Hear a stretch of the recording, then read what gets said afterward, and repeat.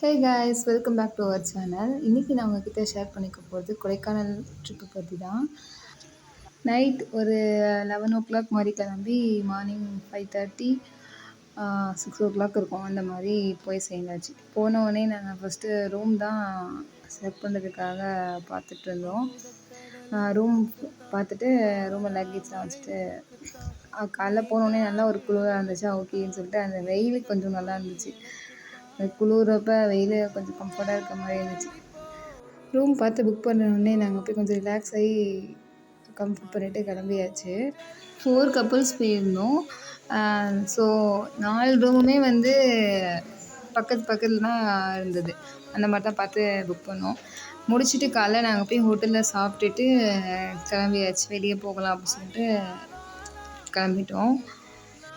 ஒரு 10 கிலோமீட்டர் மாதிரி நாங்கள் வேஸ்ட்டாக தான் சுற்றினோம். ஏன்னா எங்களுக்கு ரூட்டு சரியாக யாருக்குமே தெரியல. ஸோ நாங்கள் தப்பான ரூட்டில் ஒரு 10 கிலோமீட்டர் சுற்றினோம். முடியல. அதுக்கப்புறம் மறுபடியும் ஒரு டீ காஃபி ஏதாச்சும் குடிக்கலான்னு பார்த்தோம். ஒரே ஒரு கடை தான் இருந்துச்சு அந்த சைட்லேயே. எல்லாமே அதுவும் கரெக்டாக வியூ பாயிண்ட்டாக இருந்துச்சா, நிறைய கூட்டமாக இருந்துச்சு. எல்லோரும் அங்கே தான் இறங்கி பார்த்துட்டு இருந்தாங்க. எஸ்டேட் எல்லாமே கிளியராக விசிபிளாக ஒரு மாதிரி இருந்துச்சு.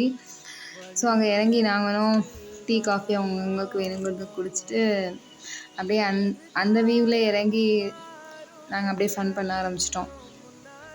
ஃபோட்டோ எடுக்கிறதுக்கு ஆக்சுவலாக ஒரு நல்ல ஸ்பாட்டாக இருந்துச்சு.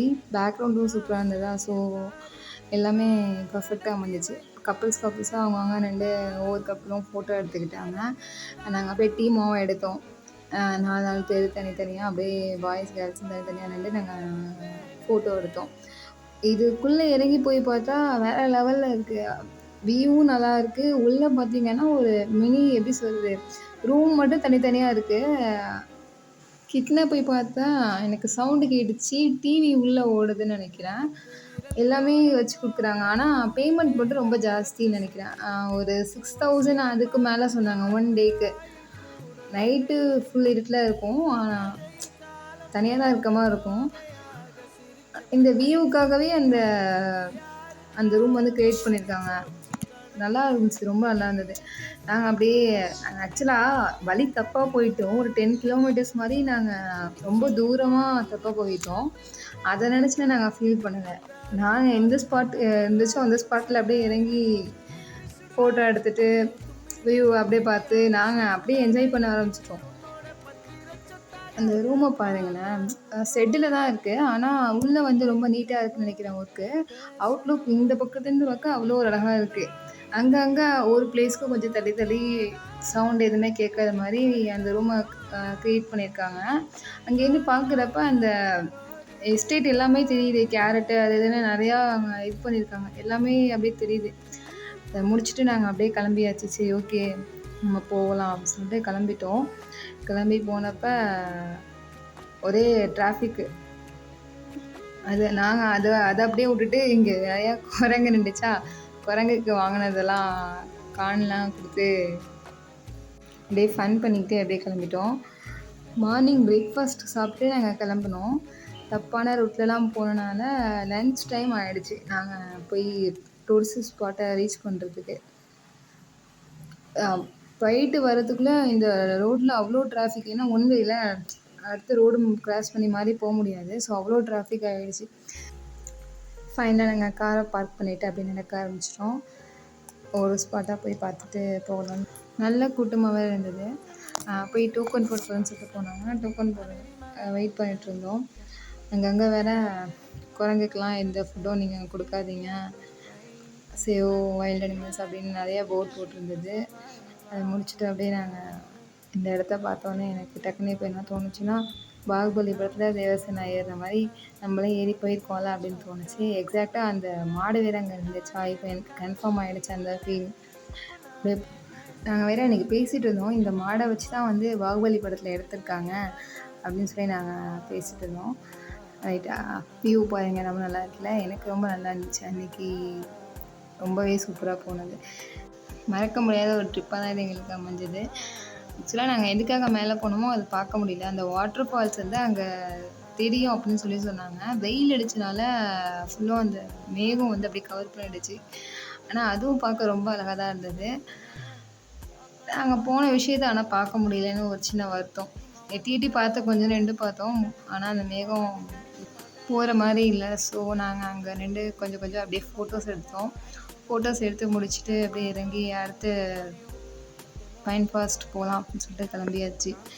உண்மையை சொல்லணும்னா என் லைஃப்பில் இந்த அளவுக்கு ஒரு டிராஃபிக் நான் ஃபேஸ் பண்ணதே கிடையாது. அவ்வளோ நேரம் ஒரு 1 ஹவராவது இருந்திருக்கும். ஒரு கொஞ்சம் தூரம் தான், ஒரு 1 கிலோமீட்டருக்குமே ரொம்ப கம்மியான தூரம் தான்.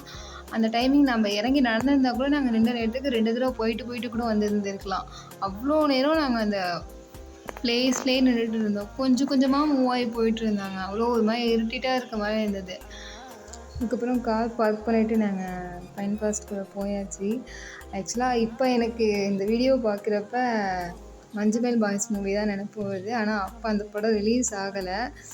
மேபி ரிலீஸ் ஆகிருந்தா கண்டிப்பாக குணா கேவுக்கு நான் போகாமல் வந்திருக்க மாட்டேன். என்னை அழைச்சிட்டு போங்கன்னு சொன்னேன். அழைச்சிட்டு போகலை குணா கேவுக்கு. ஏன்னா டைம் ஆகிடுச்சா. நாங்கள் ஆல்ரெடி இந்த பிளேஸ்க்கு ரீச் பண்ணதே லன்ச் டைம் தான் ரீச் பண்ணோம். 4 மணி 3:30 மணிக்கெலாம் அங்கே ஊரை பனி போய் ஆரம்பிச்சிருச்சு. அது மாதிரி குளிர் வேற ஆரம்பிச்சிருச்சு. லேட்டாக போனால் அடுத்தடுத்த பிளேஸ் போக முடியாது, பார்க்க முடியாது, அதில் என்ன ஒன்றும் இருக்காது அப்படிங்கிற மாதிரியே அழைச்சிட்டு போயிட்டாங்க. பாருங்கள் எவ்வளோ பனியாக இருக்குது. நான் பைன் ஃபாரஸ்ட்டை முடிச்சுட்டு நாங்கள் அடுத்த குணா கேவ் தான் கேட்டேன். நான் குணா கேவுக்கு, ஆனால் பனி அதிகமாக இருக்குது, நீங்கள் வேணால் போயிட்டு வாங்க அப்படின்னால போகலை.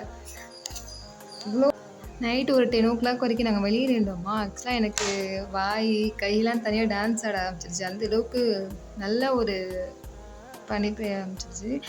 நாங்கள் அதுக்கப்புறம் இந்த பிளேஸ் பைன் ஃபாரஸ்ட்லேருந்து வந்து சம்திங் ஏதோ ஒரு பிளேஸ் போனோம். ஆனால் அதோட நேம் எனக்கு வந்து ஞாபகம் இல்லை.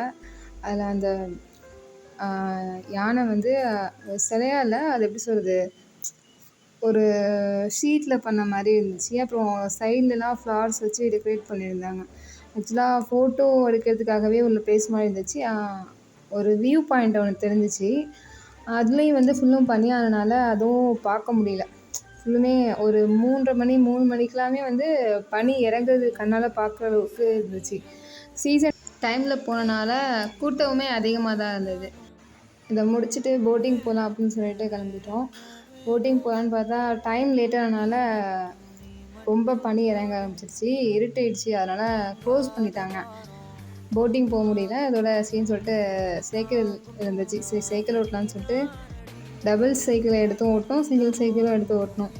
நைட்டு வேறையா, ஸோ லைட்லாம் அப்படியே ஜிஜின்னு தெரிஞ்சு பார்க்க ரொம்ப நல்லா இருந்தது. அப்படியே கொஞ்சம் எல்லா ஸ்டோர்ஸ்க்கு போய் பார்த்தோம். அப்படியே ஃபைனலாக நாங்கள் சேர்ந்து சாப்பிட போனோம். டின்னர் சாப்பிட்டுட்டு நைட்டு போய் ரூமில் ஸ்டே பண்ணிவிட்டு காலைல கிளம்பியாச்சு. கொடைக்கானல் போகிறப்ப மலை ஏறினப்ப எனக்கு ஒன்றும் தெரியல, எந்த ஒரு ஃபீலிங்கும் இல்லை. ஆனால் இறங்குறப்ப வெறும் வயிறு வேறு.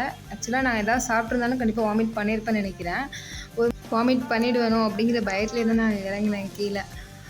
ஒரு மாதிரி எப்படி சொல்கிறது, வாமிட் வர மாதிரியே அந்த ஃபீல் இருந்துகிட்டே இருந்தது. ஒரு டீமாக வேறு போயிருந்தோமா, அது வேறு ஒரு வாமிட் பண்ணால் அசிங்கமாயிருவேன் அப்படிங்கிற மாதிரி ஒரு பயமும் உள்ள கன்ஃபார்மாக ஓடிக்கிட்டே இருந்துச்சு எனக்கு. அப்போ கொஞ்சம் இறங்க அப்படியே கொஞ்சம் செட் ஆகிடுச்சி. தைலத்தை அப்படியே வச்சு மேனேஜ் பண்ணிவிட்டு அப்படியே இறங்கியாச்சு. இறங்க அந்த மலையெல்லாம் பார்க்குறப்ப ரொம்ப அழகாக. நைட் நாங்கள் ஏறினப்ப ஃபுல்லாக இருட்டா, அதனால் தெரியல. இறங்குறப்ப தான் அதெல்லாம் ரசிச்சுக்கிட்டே இறங்க முடிஞ்சிச்சு. இறங்குறப்ப வேறு ஒரு ஃபால்ஸ் இருந்துச்சு. சரி ஓகே, டீ காஃபி ஏதாச்சும் குடிக்கலாம்னு சொல்லிட்டு ஒரு பிளேஸாக பார்த்து பார்க் பண்ணலான்னு சொல்லிட்டு பார்க் பண்ணாங்க காரை. பார்க் பண்ண பிறகு அப்படியே இறங்கி கொஞ்சம் கொஞ்சமாக அப்படியே மூவ் ஆக ஆரம்பிச்சிட்டோம். அங்கேயும் போய் நின்று நாங்கள் ஃபோட்டோஸ் எடுக்கிறது, சுண்டல் இந்த மாதிரி ஸ்நாக்ஸ் இதை வாங்கி சாப்பிட்டு, ஏன்னா நாங்கள் காலைல சாப்பிட்லையா, ஸோ ஸ்நாக்ஸ்லாம் வாங்கி சாப்பிட்டுட்டு உள்ளே போய் நாங்கள் ஃபோட்டோ எடுத்தோம். ஃபோட்டோ எடுத்து முடிச்ச பிறகு ஆக்சுவலாக என்னென்னா, நாங்கள் கிளம்புற வீட்டுக்கு போகிற ஐடியாவே இல்லை. வீட்டுக்கு தான் போகிறோமான்னு எங்களுக்கு தெரியாது. வீட்டுக்கு போகிறோமா இல்லை அடுத்து வேறு ஏதாவது ஊருக்கு போகிறோமா அப்படிங்கிற மாதிரி ஒரு டவுட்லேயே தான் நாங்கள் போயிட்டுருந்தோம். எனக்கு இன்னொரு விஷயம் என்னென்னா, ஹில்ஸ் ஏறி இருக்கோம், எந்த ஒரு ஃபால்ஸ்லையுமே நாங்கள் குளிக்கலை. ஆக்சுவலாக போனோம், அப்படியே சுற்றிட்டு அப்படியே வேடிக்கை பார்த்துட்டு அப்படியே வந்துட்டோம். ஒரு ஃபால்ஸை பார்க்குறப்ப இதுலேயுமே என்னென்னா, உள்ளே என்ட்ராக ஒரு காலை கூட நினைக்க முடியல. ஃபுல்லும் கேட் மாதிரி போட்டுட்டாங்க. வெளியே இருந்து மட்டும்தான் பார்க்க முடிஞ்சது தவிர உள்ளே என்ட்ராக முடியல. ஒரு ஹில்ஸ் போயிட்டு ஒரு ஃபால்ஸில் கூட இது பண்ண முடியலன்னு எனக்கு ஒரு வருத்தம் ஒன்றுமே இருக்குது. சரி, அதெல்லாம் அப்படியே முடிச்சுட்டு கிளம்பலான்னு சொல்லிட்டு அப்படியே ஃபோட்டோஸ்லாம் எடுத்துகிட்டு சாப்பிட்டுட்டு கிளம்புறப்ப மறுபடியும் நம்ம ஃப்ரெண்ட் அங்கே பார்த்தாச்சு. நான் என் ஃப்ரெண்டு வேறு அப்பப்போ எனக்கு நினப்பு வந்துடுவாளா, கரெக்டாக அங்கே அதே மாதிரி இந்த தடவையும் பார்த்தா சுற்றி சுற்றி அங்கங்கே உட்காந்துருக்கேன். எனக்கு என் ஃப்ரெண்ட்ஸாக நினப்பு வருது. அதோட இந்த வீடியோவில் கூட நான் ஆக்சுவலாக பேசியிருப்பேன்.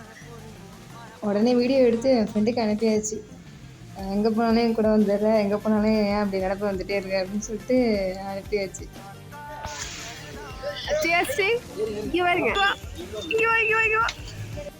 ஆக்சுவலாக இந்த ட்ரிப்பு கிளம்புறப்ப கொடைக்கானல் போகிறோமா, ஊட்டி போகிறோமா, கேரளா போகிறோமான்னு தெரியாமையே தான் கிளம்புனோம். லாஸ்ட்டில் கொடைக்கானல் போனோம். அதே மாதிரி இதில் இறங்குறப்பையும் கொடைக்கானலேருந்து கீழே இறங்குறப்பையும் வீட்டுக்கு போகிறோமா இல்லை கேரளா போகிறோமான்னு தெரியல. ஏன்னா கன்ஃபியூஷன்லேயே தான் போயிட்டு இருந்துச்சு. இல்லை வீட்டுக்கு தான் போகிறோம், இல்லை கேரளா போகிறோம், மூணார் போகிறோம், கொச்சி போகிறோன்னு ஒரே கன்ஃபியூஷன்லேயே தான் போணுச்சு. சரி எங்கேயாவது போங்க, ஃபஸ்ட்டு சாப்பாடு வேணும், பசிக்குதுன்னு சொல்லிட்டு ஹோட்டல் போங்கன்னு சொல்லியாச்சு. கண்டினியூஸாக கார் போயிட்டு இருந்தனால இன்ஜின் சூடாகுதுன்னு சொல்லிட்டு அங்கங்கே காரை வெயிட் பண்ணி கொஞ்சம் நேரம் நாங்களும் ரிலாக்ஸ் ஆகிட்டு ஃபோட்டோலாம் அங்கங்கே எடுத்துக்கிட்டோம். ஏன்னா ஊர்லேருந்து ஹில்ஸ் ஏறிட்டு அதுக்கப்புறம் ஹில்ஸ் வேறு இறங்குறது கண்டினியூஸாக இருந்த மாதிரி இருந்துச்சு. ரவுண்டிங்லேயே இருந்ததுனால கார் இன்ஜின் சூடாகுது. சரி ஓகே, காரை கொஞ்சம் ரிலாக்ஸ் கொடுக்கலாம்னு நாங்களும் அப்படி ரிலாக்ஸ் ஆகிட்டோம். எல்லோரும் ஹஸ்பண்ட் ஒய்ஃபு அப்படின்னு சொல்லிட்டு கப்பலாக ஃபோட்டோ எடுத்துருந்தாங்க தனியாக அப்படிலாம். ஆனால் என் ஹஸ்பண்ட் ஒரு அளவுக்கு மீறி போய் நேச்சரை ஃபோட்டோ எடுக்க போகிறேன்னு வீடியோலாம் எடுத்து ஃபோட்டோகிராஃபர் ரேஞ்சில் வீடியோ எடுத்து ஃபோட்டோ எடுத்து என்ஜாய் பண்ணிட்டு இருந்தாங்க. அதை முடிச்சுட்டு சரி ஓகே கிளம்பலாம் அப்படின்னு கிளம்பியாச்சு. மலையிலேருந்து இறங்கி கீழே போய் ஒரு ரெஸ்டாரண்ட்டில் சாப்பிட்டுட்டு அதுக்கப்புறம் வீட்டுக்கு போவேன்னா கேரளா போகலான்னு டிசைட் பண்ணாங்க. கேரளாவில் எங்கெங்கெல்லாம் போனோம், என்னென்ன பண்ணோம், கேரளாவில் எத்தனை நாள் இருந்தோம், எப்படி ட்ரிப்பு போணுச்சு அப்படின்னு நெக்ஸ்ட்டு விலாகில் நான் ஷேர் பண்ணேன். அப்புறம் இந்த மாதிரியான வீடியோஸ் உங்களுக்கு கண்டினியூஸாக வரணும் அப்படின்னா நீங்கள் சப்ஸ்கிரைப் பண்ணிக்கோங்க, ஷேர் பண்ணுங்கள், கண்டிப்பாக சப்போர்ட் பண்ணுங்கள்.